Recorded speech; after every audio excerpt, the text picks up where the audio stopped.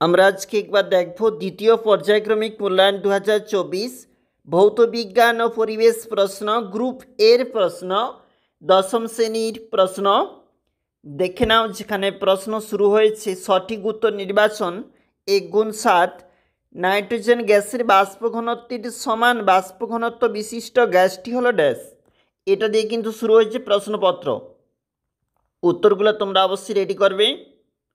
একটু নিচে দেখো, যেখানে প্রশ্ন রয়েছে নিম্নলিখিত প্রশ্নগুলির উত্তর দাও।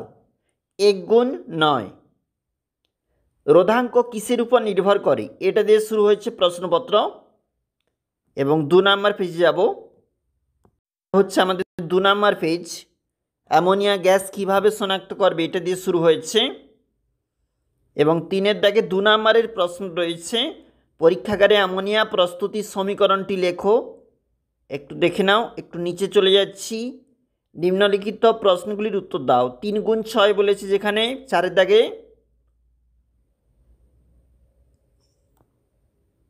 এবং পরের পেজে একটু চলে যাব,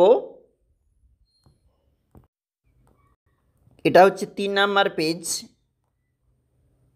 দশম শ্রেণী ভৌত বিজ্ঞান।